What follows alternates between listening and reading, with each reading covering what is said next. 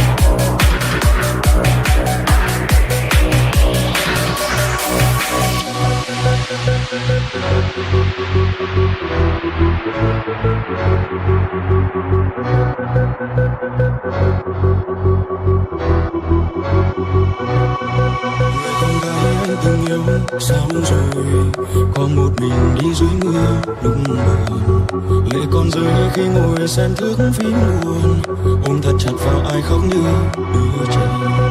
Người con gái anh từng yêu quên rồi, có những chiều tay nắm tay ngẩn ngơ, hoàng hôn xuống ta kể bài nói những lời rằng đôi ta sẽ chỉ còn mơ thôi.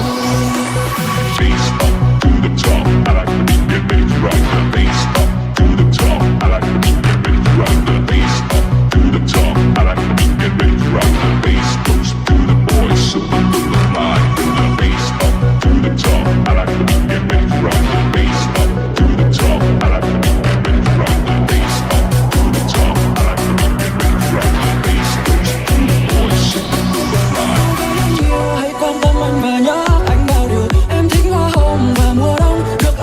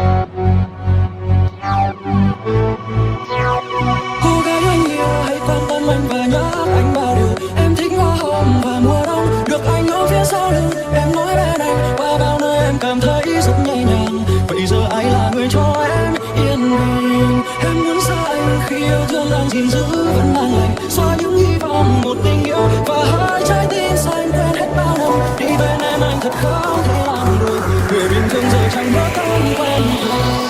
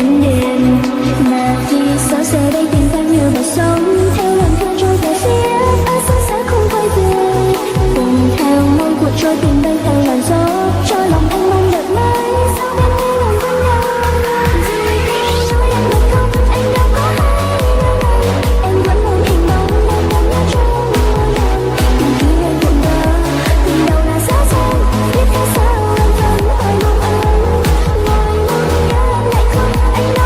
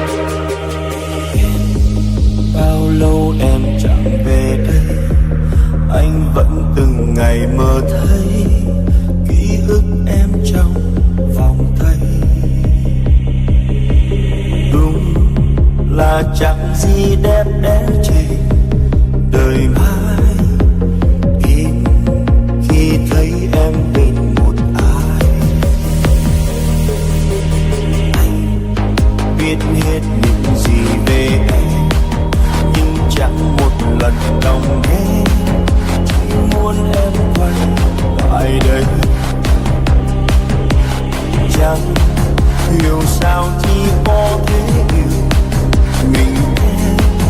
Tình yêu em anh tự nhiên trở nên yêu mến. Cuộc sống anh là thế, hạnh phúc là điều chưa thể. Cứ sao người ta ôm nhau bên nhau lâu bền thế. Anh chưa từng gian dối, cũng chưa một lần thấy đôi. Chẳng hiểu là tại sao chuyện buồn luôn đến trong đời tôi. Chỉ biết có một người luôn yêu thương tôi thật thành. Ở sao lòng anh luôn yêu một người không cần anh. Bao đêm ngồi suy ngẫm yêu em phải chẳng sai lầm. Dù sao vẫn cảm ơn vì đã có quãng thời gian bên anh thật yêu.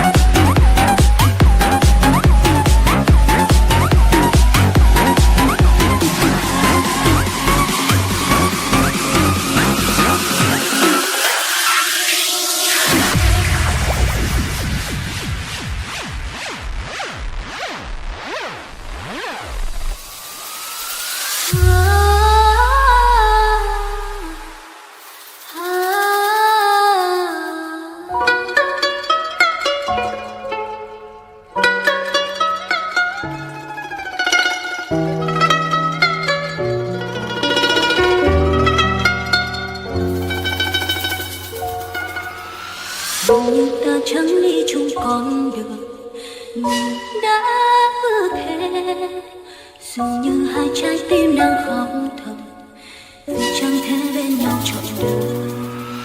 Sao ta chẳng thể gần nhau, sao anh chẳng nói một lời, vì anh đã nhiều lần dây dứt trái tim mình. Vì có sao ta chưa duyên phai ngàn, vì có sao ta không thể bên nhau, một thứ hy sinh anh ngỡ sao phụ lòng cho em khóc nhiều đêm. Người hiểu cho em số duyên an lại, lòng rất yêu anh nhưng chẳng thể nói, dù vẫn biết anh đang khổ em hơn nhiều. Sao nước mắt cứ rơi vì nhớ thương nhau.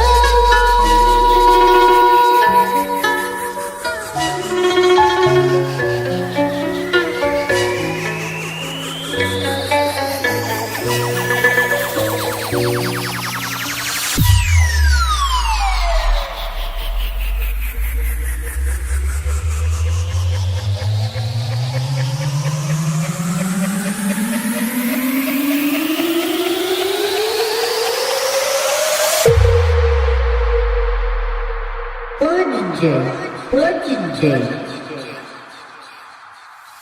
Shake this.